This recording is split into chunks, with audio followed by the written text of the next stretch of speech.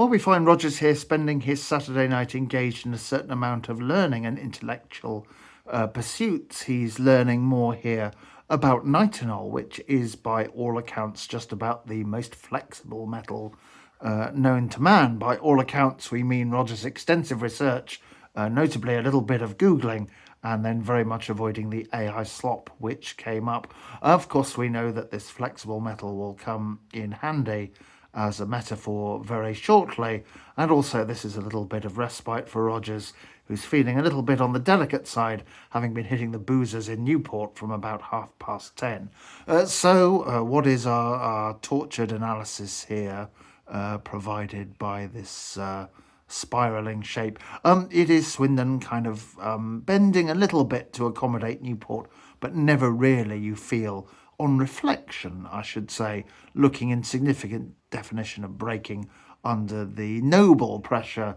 you could argue, that their grimly struggling Welsh opponents could muster, really.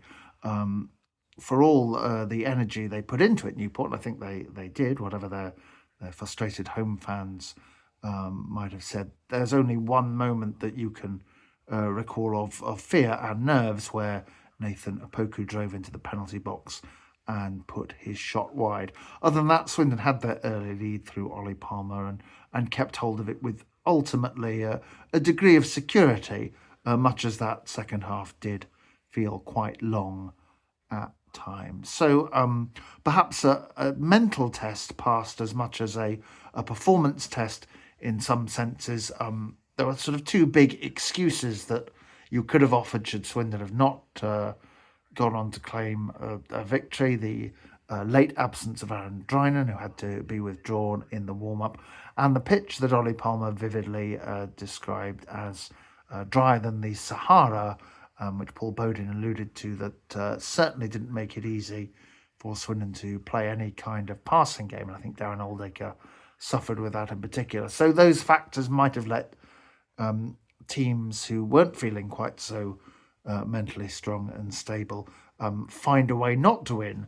Swindon did make sure they did win, beating a team who do look to be, for all the willing they put in and all the fact they did try to execute their manager's plan, Newveld, I'm rather sad to say, from Newport's perspective, in some considerable trouble. Words for Ryan Tafazoli, whose performance felt as calming as Rogers' late night cup of cocoa, and for Finlay Munro again, who got another assist and broke forward and perhaps offered Swindon's biggest threat from time to time down the left-hand side. Not a classic, not one that is going to dig up great advertising revenue for anyone who puts it up on YouTube, but a fine way to ensure Swindon in the top three and go into this enforced international break with Notts County having players scattered far and wide in somewhat good spirit. So that will mean a brief hiatus for Rogers, who will bid you farewell for now, with Swindon racking up the points and the wins.